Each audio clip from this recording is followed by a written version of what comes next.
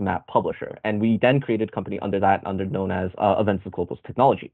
Throughout the years, of course, we expanded slowly by incorporating other different softwares in. We also purchased a different company as well. And we changed from our original name of Avenza Global Technologies to Avenza Systems. And since 2005, we've developed two other pieces of software, a plugin for Adobe Photoshop named as Geographic Imager, mostly used for georeferencing. And then we developed what you now know as Avenza Maps, but was previously known as PDF Maps or PDF Maps for iOS. Originally, it was only an iOS application, and then in 2013, we had expanded it for Android. Since then, we have expanded on the Avenza Maps application as a whole. First off, we did our rebranding in 2016, thus becoming Avenza Maps. And in 2016, later on, we introduced the multiple different tiers of Avenza Maps subscriptions in sense of Avenza Maps Plus, Avenza Maps Pro. And then we became compliant with several other important organizations that were using us, such as the DoD or IC personnel. And thus we became available in the geointelligence stores. And finally, in 2022, we rebranded with Avenza Maps 4.0, which is mostly what you see right now, as the UI was much, much more different before 2022. But since 2022, we retained most of our user interface and branding since then. So let's start with the most potentially complex, but also most basic question of all time, which is, what exactly is Avenza Maps? So to really sum it up in one sentence, Avenza Maps is an application that allows you to see your location offline. And that's quite literally simply what we want you to do. And how it works is also fairly simple. What Avenza Maps does is it takes your device's GPS location services, which will typically involve your device's GPS chip, in order to access your current location, regardless of whether or not you actually have cellular or internet access. As a result, we can then take that data and then place you on georeferenced maps that you either download from the Map Store, which are available there, or that you can import into Avenza Maps personally. The app will then show your location on the map, allow you to keep track, and then we offer several different functionalities in order to augment your experience while tracking. Excuse me. So obviously, this has many different uses. We can narrow it down to two major categories, of course, in being recreational. So for example, many of our recreational users will typically use Avenza Maps for hiking, camping, fishing, very enjoyable activities that would require you to be aware of your current position outside of potentially regions without access to cellular service or internet service. And of course, we also have professional services who also use this as well. For example, various different forestry companies use us in order to understand the level of area that they're covering within a specific area, or our search and rescue teams will typically use our app as well, particularly with forested areas as well, because again, they need to be able to keep track of where potential incidents may occur whilst away from a cellular air region or service area. And of course, we include other major professional fields such as firefighting, geology, military to some degree as well. So let's expand a little bit on our forestry use cases. A lot of our forestry users are typically professionals across North America, but we do have others in Oceania and South America as well. Some of our notable ones are typically you may know them as the United States Forest Service, Selkirk College, Hubbard Resources Corporation, as well as Parks Canada. A lot of them are using Avenza Maps in order to understand, for example, the level of clear cutting that was done throughout the years, or timber specific uses. So, or to even just keep track and monitor specific forests or specific vegetation, or to understand the growth that comes with it throughout the years. So we also have conservation groups as well, which I'm sure makes some sense as well. If forestry users use our app as well. This is mostly due to the fact that they want to collect data within specific conservation areas. And you may know some of them as Tasmanian Land Conservancy, the Alberta Conservation Association, as well as the Nature Conservancy. And many of them as well operate within the North American regions. And we have some as well operating within Africa and, of course, Oceania. So now that we've talked a little bit about the general use cases, let's see some of these in action. So we're going to demonstrate to you two example use cases that are provided to our prolific professional and recreational users for Avenza Maps. So let's say we have a forester who decides that they want to record data regarding a forested region. So I'm going to display a video here. Excellent. And we're going to see how this forester begins to record data for his forested area. So as you can see at the beginning of the video, he decides to open his custom map or the map of his choosing. He then taps on the GPS icon specifically to find the location of his current area. So currently he's hovering over this particular area that he's attempting to create a place mark on.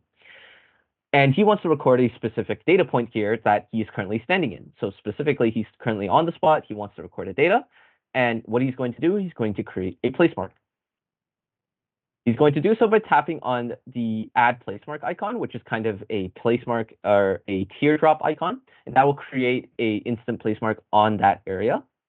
And then he's going to be prompted to add in specific data points. And these data points will typically include the various geographic information, such as latitude, longitude, the elevation, time of removal, or in this case, time of placing the place mark, which it can also be edited depending on what you like. And there are other user inputted information that they may decide, such as photos, a description, if they would like to add a descriptor for it. And then afterwards, the user will then export it for analysis within a desktop GIS software so that they can analyze the level of data they've either recorded or the extent of the data that they've recorded. So as you can see in the example, he begins to take down the tree's name. He's going to add the tree's photo for this particular tree. And he's going to add a description with regards to what he sees and what notes he would like to add with regards to this data point.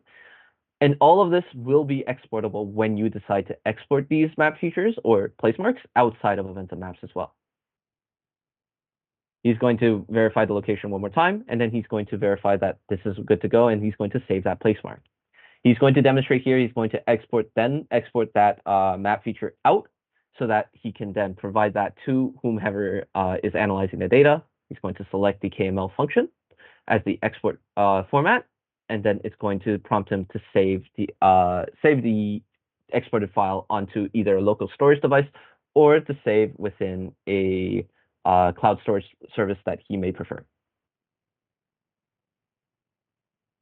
Moving on to our next critical workflow that a lot of our users use. If I can move the slide. Great, excellent. So let's talk about another potential use case for using Avenza Maps. In this workflow, they will be attempting to create knowledge banks in the sense that they want to understand within specific food banks, I guess if they wish to use food banks, within the distance of those food banks, what is a 5-minute walk? So effectively, who is within range to use these food banks within downtown Toronto?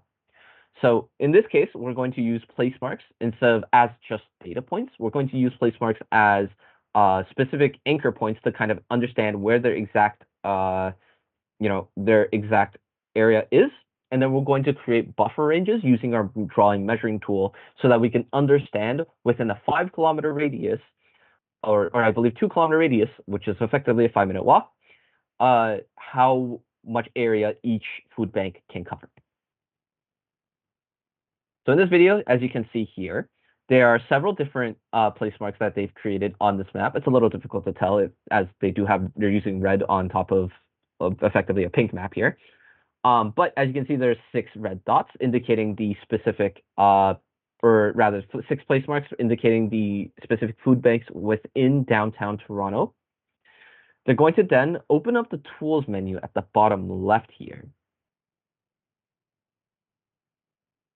And once they open up the tool menu within the bottom right, I guess on iOS here, they're going to tap on the draw and measure tool here. And as you can see, there's a bunch of different information that's available to you when you open this tool. This includes, of course, the distance being drawn, the specific latitude and longitude that you're currently hovering over. So this kind of can help you create precise measurements as well to some degree, because you would be able to, for example, create a line specifically 2 kilometers away, or even, a more precise number rather than just wiggling it onto the screen of your device. So in this case, they're going to select the intersection as the point here, and he's going to draw a circle to indicate the 5 kilometer buffer range of that intersection. So within that intersection, within a 5-minute walk, you can see here that the user has determined that there are 4 food banks within a 5-minute range of that particular intersection, specifically Yonge Street and Dundas Street within downtown Toronto. And so once the user is satisfied with the actual circle, he's going to click on the check mark at the very bottom to confirm that creation of that map feature. And then that will then stay as a map feature within that map. And you can also export this data similar to how the previous user, the Forester, decided to export his place marks out of Avenza Maps. So as you can see, as I previously mentioned, there are 4 food banks within a 5-minute walk within the intersection, and that is how the user is able to determine that kind of information. So not just for data recording, they can be able to, Avenza Maps can, to some certain degree, can assist you with regards to understanding specific data and create solutions or conclusions based off of that data that you were provided.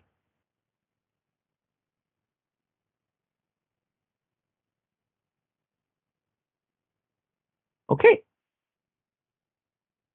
So we are now going to reach the walkthrough section of this presentation.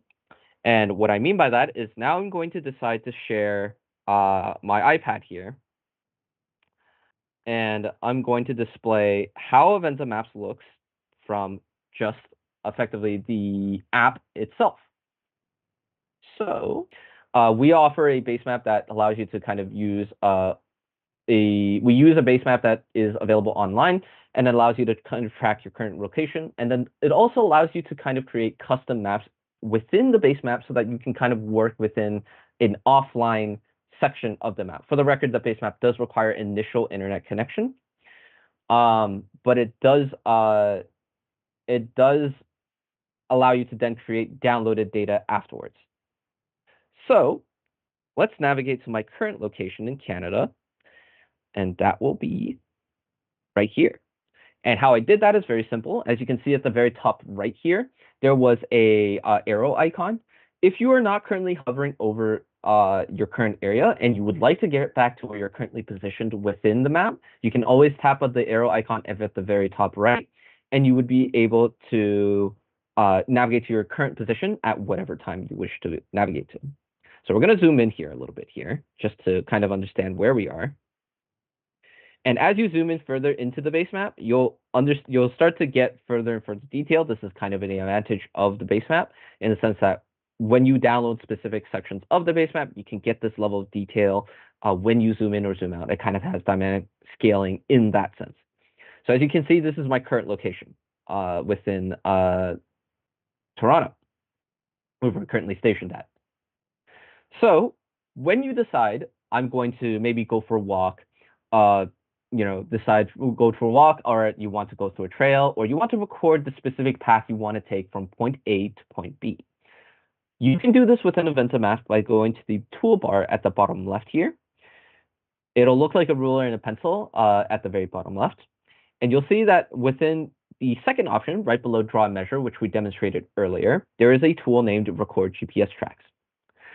This will then allow you to track your current position and create a line based on your current position as you move throughout your specific designated path or a specific area that you wish to navigate through. To some degree, this means if you want to go through a particularly difficult hiking trail, for example, you can always retrace your steps once you follow the track or look at the track that you've created. And in other purposes, you could then use this to kind of create your own boundaries to some extent. For example, another common use case that I know of for forestry users is that they will typically walk around the entire boundary of their working area. and then convert that track to a shape, allowing them to then create a boundary map feature from that track that they created. And it's, in order to track, it's as simple as simply tapping on Start Tracking. And then once you've completed your track with regards to, walking around. So in my case, I'm going to take this iPad. I'm going to do a quick circle around my room here. And then it's going to record that. Obviously, I didn't move too much, so not much of distance was created. But once I have created that track, you can then tap on stop. It would then stop recording, and then you would then create a track. In this case, as you can see here, we navigated to the map layers at the bottom right. This will then create the map layers window, allowing you to indicate and see what layers are currently linked to, or rather, what data have you created and what data have you linked towards the base map. In this case, I have the one track that we created just now. As you can see, it was created just a minute ago, right? So that is one way you can use Avenza Maps that I believe may be very pertinent for your use case to kind of now help you navigate and understand how you want to go from point A to point B. And once you want to return to your original point, you can always retrace your steps, or you can use it to kind of create specific data that you would like to create, such as specialized map features or specialized boundaries that you wish to create. Again, similar to our place marks and our map features, or the circle that the user created with their draw and measure tool, you can always export the data out for later use. And as a side note, for our pro users, Avenza Maps Pro users, they will have access to the format of GeoPackage or GPKG, as shown here, as well as shapefile, which is the professional format used typically within ArcGIS and other softwares for GIS use. And of course, we do offer KML, KMZ, regardless of your subscription or not. We'll move on to our second workflow here that I'd like to demonstrate here. And we'll use the same map. And this is with regards to geofencing. Now, if you would like to be alerted when you enter specific areas, so let's say you entered potentially a restricted area that you are aware that you shouldn't be touching or you should not be working within, what you can do within Avenza Maps is we can set a geofence notifying you when you have reached specific latitude, longitudes, or you're within specific areas, so that you may be alerted to whatever reason you would like to be alerted for. So let's say, for example, I want to create a geofence around my current location to know I've left my neighborhood, right? So let's use the draw and measure tool in that case. We're going to create a square. So you saw in our previous workflow that the user was able to create a circle, but also you are able to create other non-circular objects by simply creating more points. So as you can see at the bottom here, there is an option to add points. So in this case, I'm going to add a point here. I'm going to drag my cursor over to create the first line of my boundary. I'm going to add another point here, and we're going to do this until I create a square around my neighborhood. Okay, so I've now created 4 points. As for the enclosure, this is okay. We do not need to enclose it here, because once you tap on the check mark, it will automatically connect the last point that you've created to the original point. So when you click on, ooh, my bad. I did not click the shape icon. There is a mistake here. There is an additional step which I forgot to mention. So as you can see, even if you tap on a check mark immediately, however, what it'll create is it'll create the line. So this can be, to some extent, can also be useful to kind of help you alert. For example, if you want to know a specific crossing, let's say there's a railroad or potentially a path that you want to be aware of that you're crossing onto, you can use the line to instead alert you of that. But in this case, since we want to create a boundary, we want to add points here and one more point here. As you can see at the very bottom middle, there is a square icon.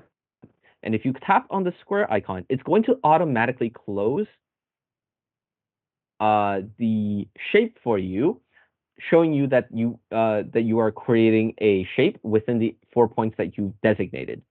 So once I tap on the check mark here, it creates the area. Okay? And so it tells me within the area, there is a 0.46 kilometers squared. So that's the total area. And the perimeter is a 2.74 kilometer perimeter. And so what we can do is, in order to set up the geofence, you can tap on Notify. By tapping on Notify, you are now able to create a geofence for the map within this area. And what we want to do is, in our example, I want to be alerted when I leave my neighborhood. So I'm going to tap on Add New Geofence. I'm going to say Leaving Neighborhood as my geofence title. I'm going to say the moment I exit within distance of the boundaries I created, right? And I'm going to say notify me when I'm leaving. I don't want to be notified when I'm entering. I'll know when I enter my own neighborhood. But when I'm leaving the neighborhood, I want to know when that's going to happen. But of course, if you would like to be notified when you're entering and leaving, or just entering or just leaving, the option is freely up to you. And I want to run the geofence the entire time. I don't mind if I'm viewing a different map. I just want to know when I'm deciding to come back to my home. I want to know when I'm alerted, or I want to be alerted when I enter my neighborhood again, or when I'm leaving my neighborhood if I'm navigating on a different app, regardless.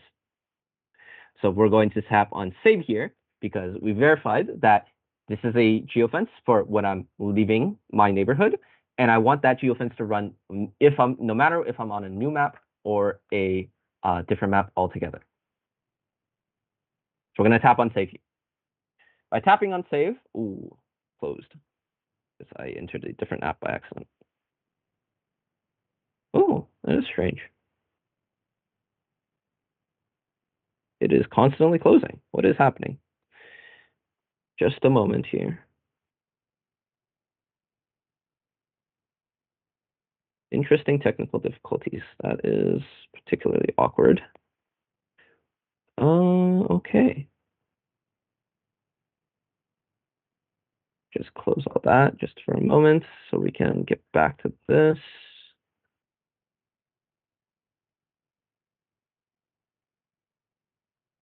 Okay.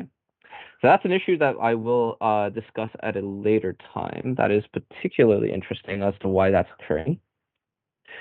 But effectively, we've actually come down to our last two categories anyway. So that's actually good just for now. We'll investigate this a little further. I'm not entirely sure why that's occurring. But that does come down to our two particular workflows that we were just discussing earlier.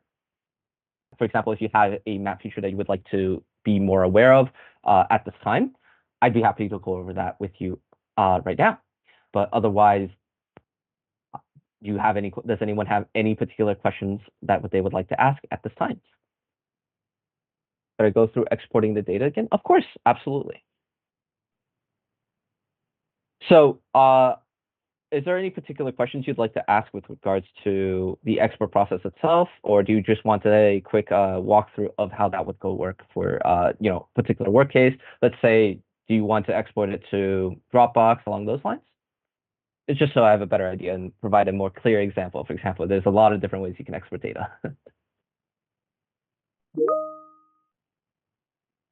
Quick walkthrough, like the ArcMap Pro. Okay, so I can elaborate a little bit there. We don't exactly have full compatibility with ArcMap Pro, but what that means is if you want to export data just to get the file, right, and then import it into ArcMap Pro, that's absolutely perfectly valid. So to quickly run through that in just text form before I fix the issue on the iPad, which I'll demonstrate to you live how exporting data works. Let's say you want to create, several boundaries, and you've made several XY points within, in our case, place marks in the app, and you'd like to export that into your ArcMap Pro software. In which case, what you would need to do is once you've selected the data that you wanted to export out, you would then need to send it either to either a local storage and then connect the local storage of your device to the computer so that you can get the file, or what you can do is you can export the file directly to a cloud storage solution and then download it from the cloud storage solution. So what I mean by that is, let's say you export the data onto Google Drive. Dropbox, something along those lines, right? Something you can access.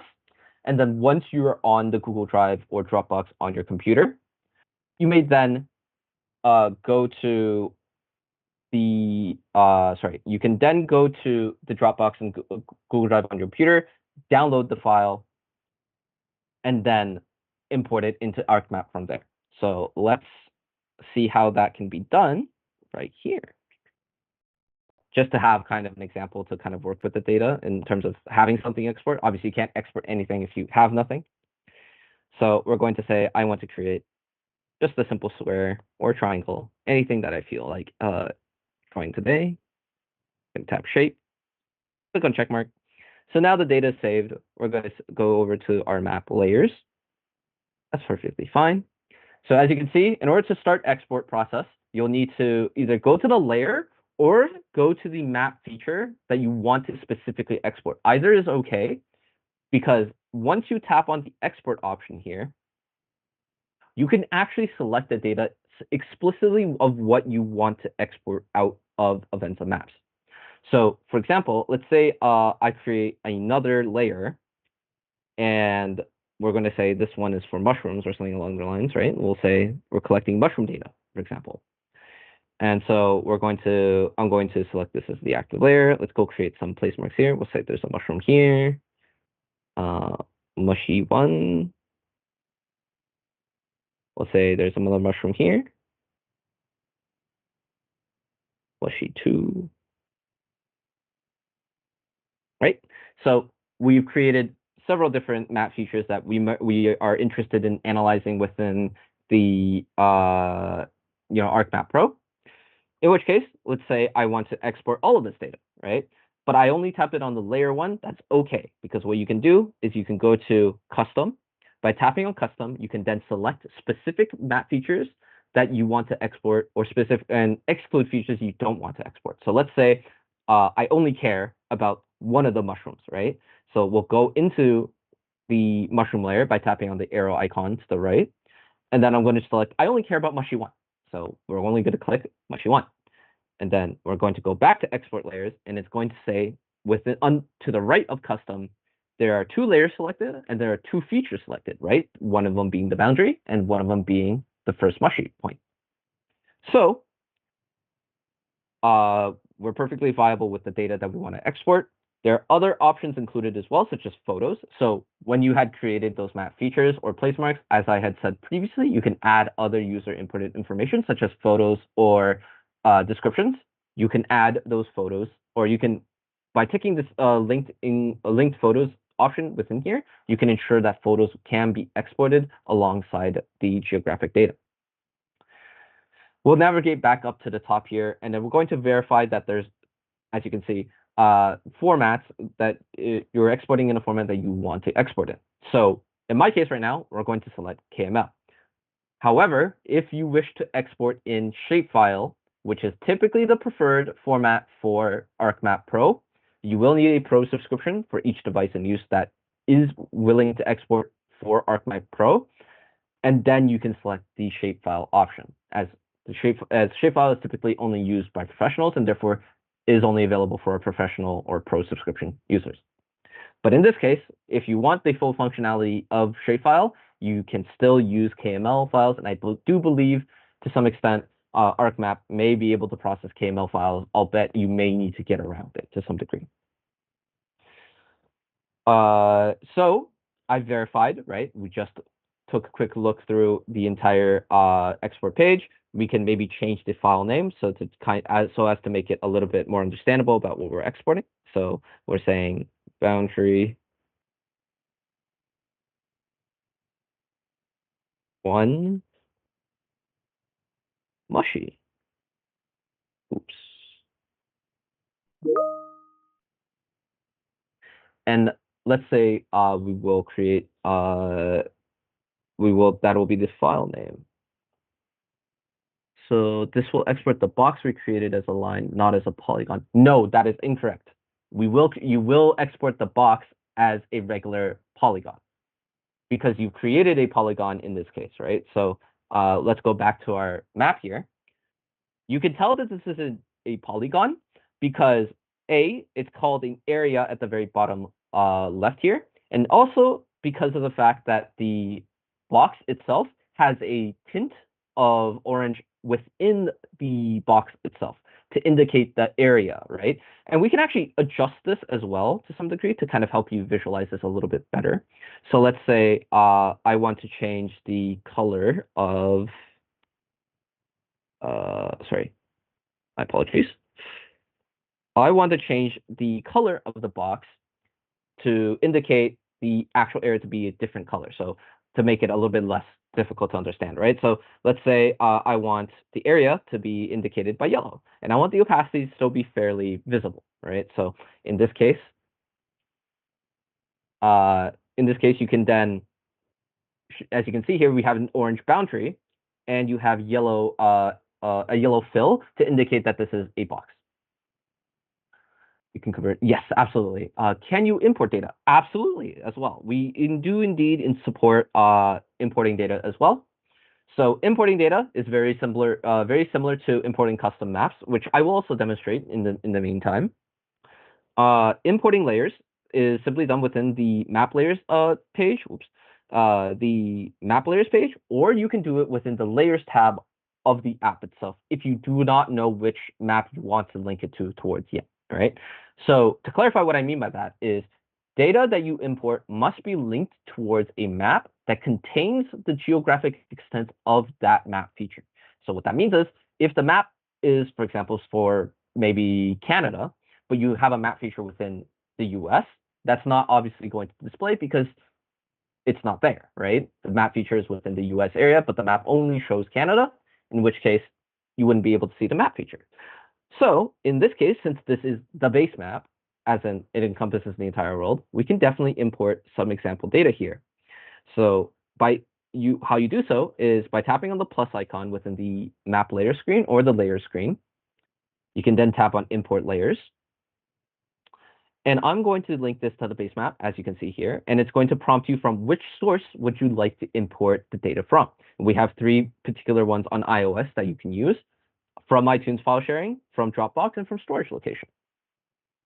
So we're going to go over to storage locations because a lot of our data is stored there, or my example data is stored here.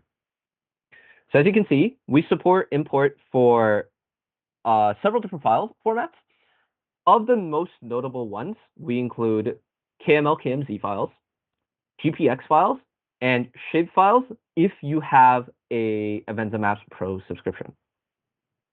So as you can see, the geo package, and also geo packages as well. But again, once again, only for Avenza Maps Pro users only. So in this case, I will take the example of this GPX file here. I'm going to then tap on open. It's going to begin processing, and it's going to then import all that data into its own layer, with the layer being named the file name that you had imported it. So that was 433.003. And as you can see, there are 31 objects from here that we were able to import into Avenza Maps for your use case. I believe these are several different place marks. So as you can see, here is the small grouping of place marks. And this is within the Taiwan region, I believe. Yes, that is correct. So you can definitely import data as well. And then we'll move on to quickly importing a custom map. So importing a custom map will work the same way as importing a layer, except we only support very specific formats, and it must be geo-referenced. What I mean by that is, for most users, they will typically import in a PDF file or a TIFF image file in order to process a custom map.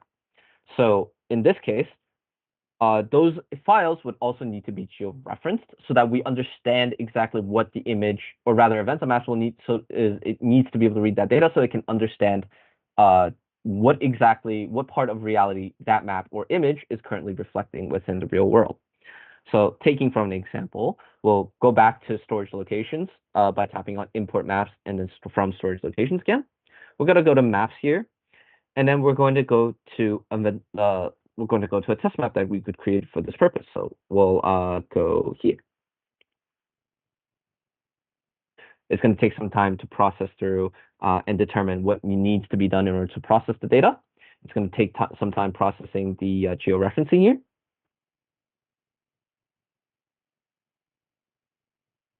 Mhm.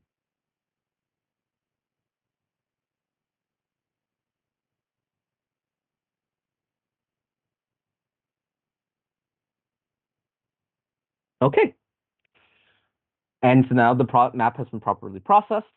And as you can see, we are able to identify ourselves still perfectly fine. Obviously, I'm not within this map itself. I believe this is reflecting of a particular different region. But as you can see at the very bottom here, our coordinates are still displaying properly in latitude, longitude, and thus indicating that this map is properly geo-referenced, and therefore we are able to understand or create geographic data and still be able to properly export it for later use if you so desire. So that would be how you would import both custom maps and custom map data into Avenza Maps as well. Do we have any other questions that anyone would like to ask?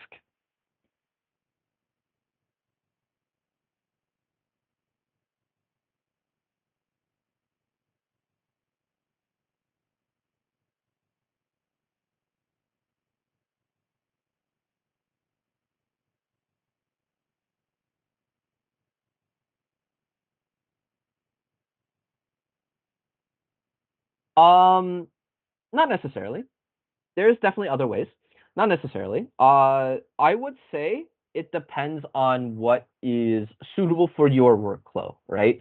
For example, I know a lot of our firefighting users will typically, they all need the same data on their own devices.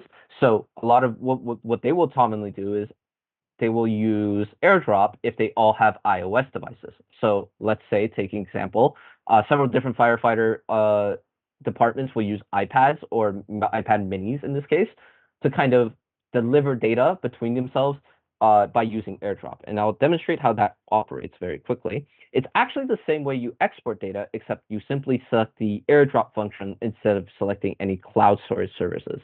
So let's go over to our map layers here. We're going to return back to our little example mushroom layer here. Let's say I want to export both of my mushrooms, and I want my friend right next to me to know exactly what those two mushrooms that we just created are. So we're going to tap on export. It's going to begin generating the file here. And you're going to see it on iOS devices. There's going to be an AirDrop function. And by doing so, you would be able to then AirDrop the copy of the file over to another iOS device. Now, Android also has access to this. This would be called nearby share, I believe, on Android. And you would be also able to do this between Android devices. However, iOS and Android, if, for example, if you're using different operating systems across everybody, then that can be a little complicated, right? That would mean you will need to use other means because AirDrop obviously does not connect to nearby share, and vice versa. Nearby share does not connect to AirDrop.